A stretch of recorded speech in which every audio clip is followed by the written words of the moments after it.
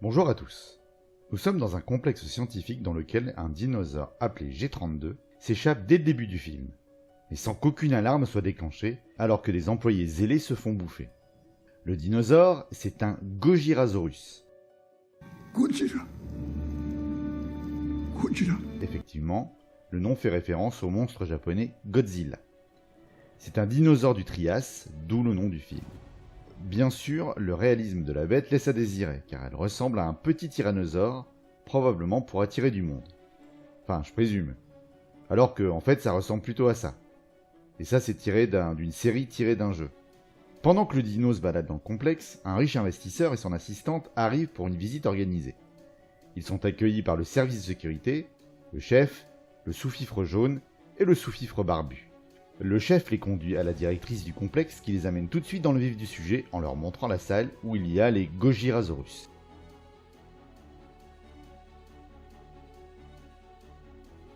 Puis elle leur présente l'expert immunologiste, mais elle ne présente pas la copine de l'immunologiste.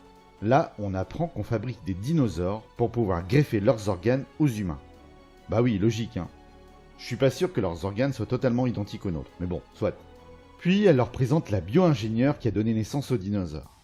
Et là, pour tous ceux qui se demandaient comment on allait faire pour transplanter des organes de dinosaures à des humains, le tour de manège va commencer. Attention au départ. Ces dinosaures n'ont pas d'ADN commun avec nous? Non. Nous leur injectons des doses soigneusement mesurées de protéines et d'hormones humaines complexes afin que les organes qui se développent en eux soient compatibles pour effectuer des xénotransplantations. Et on peut m'expliquer comment en injectant des protéines et des hormones humaines à des dinosaures, ça va changer quelque chose? Ils ont essayé Pardon. sur des cochons, mais il y avait des risques. Les humains n'ont pas l'immunité pour se battre contre les virus d'origine animale, comme la grippe porcine. En même temps, on n'est pas obligé de transplanter des organes de porc qui sont malades, hein, vous savez. Mais les fossiles ont montré que les dinosaures avaient un système immunitaire aussi fort et sophistiqué que le nôtre, et qu'ils étaient rarement malades, ce qui réduit toute menace d'infection interspécifique. Sérieux? Les fossiles ont montré ça? On a déjà du mal à être sûr de l'apparence de certains dinosaures, adultes ou stade juvénile, et voilà qu'on peut connaître des choses sur leur capacité immunitaire. Ouais, super, un fossile. Alors, voyons voir. Ok, d'après ce que je peux voir, ce dinosaure s'appelait Crocno. Ok, je suis pas sûr de la prononciation. Il aimait les balades en forêt et sauter quelques repas pour faire attention à sa ligne. Mais attention, le tour de manège continue. Les receveurs d'organes peuvent passer le reste de leur vie à prendre des immunosuppresseurs pour prévenir le rejet des greffes. L'ADN humain dans nos dinosaures aide à prévenir ce rejet. Attends, quel ADN humain? Il y a un instant tu as dit qu'il n'y avait pas d'ADN humain dans les dinos, juste des injections d'hormones et de protéines humaines. Bon, après une discussion incompréhensible entre la bio-ingénieure et l'investisseur, que je vous épargne, on continue le tour de manège. Avec un investisseur qui raconte n'importe quoi. Vous avez ramené des dinosaures d'entre les morts, avec un système immunitaire comme le nôtre, c'est bien ça? Secouons-les un peu, pour voir comment ils réagissent. Il faut faire davantage de progrès. Qu'est-ce que vous venez de dire? Ah, elle va lui dire qu'il a rien compris, que les dinos n'ont pas le système immunitaire comme celui des humains. Ce sont des êtres vivants compliqués qui doivent subir sans arrêt des tests dans des conditions qu'ils n'ont pas demandées. Ah bah non. Ainsi, la bio-ingénieure défend le bien-être animal et en parle ensuite à son boss. Vous voulez une explication?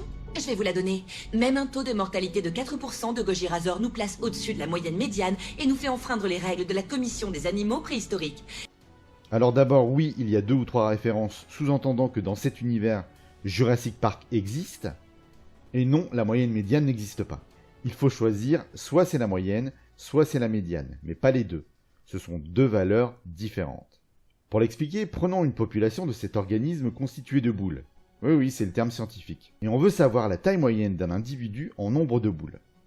Dans cette population, on a un organisme à une boule, 2 organismes à 2 boules, 2 à 3 boules, 3 à 4 boules, 1 à 5 boules, et enfin 1 à 6 boules.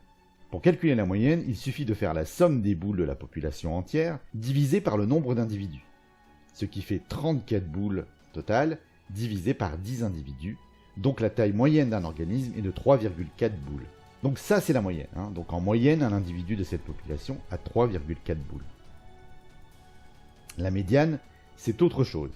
C'est la valeur avec laquelle vous allez retrouver 50% des individus de la population inférieure à cette médiane et 50% des individus supérieurs à cette médiane.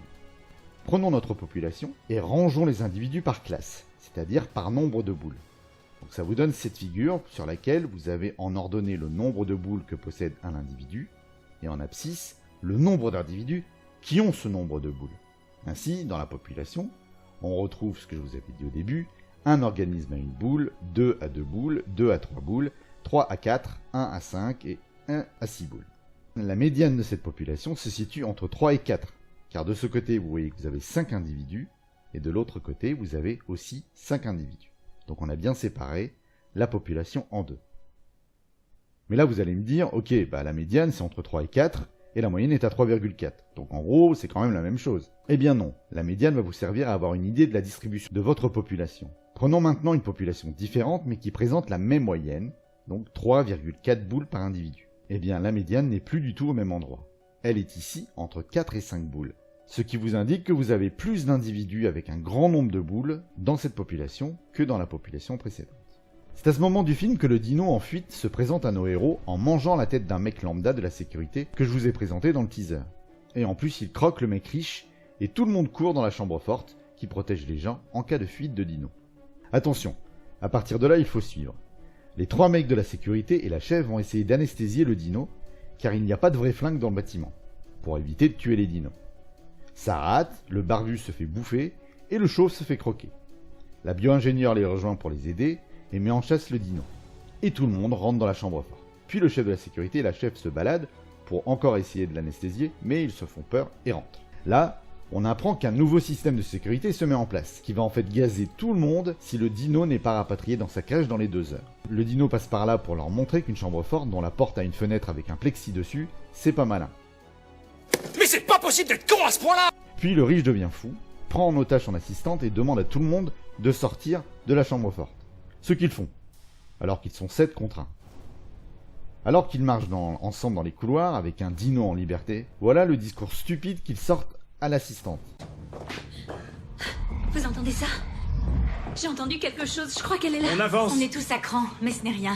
Tout va te faire réagir. Faut vite aller à la pharmacie. C'est rien, c'est juste ton esprit qui joue des tours. Ils se font évidemment attaquer juste derrière, et le groupe explose. Le couple d'amoureux vont à l'infirmerie, où ils ont une petite visite amicale. La chef et l'assistante traînent dans les couloirs pendant que la bio-ingénieure va fouiner dans le bureau de la chef et dans les dossiers. Le chef de la sécurité, le sous-fifre, traîne aussi dans le couloir car ce dernier est très mal en point. Et ils se font rejoindre par la bio-ingénieure et le sous-fifre se fait bouffer. Les deux se séparent à nouveau et la bio-ingénieure retourne dans le bureau de la chef où elle continue de faire des découvertes sur des cachotteries de cette dernière. Entre-temps, l'immunologiste et la copine rencontrent G32, le dino, dans une salle. La copine se fait manger et l'immunologiste tue le dino avec une perceuse.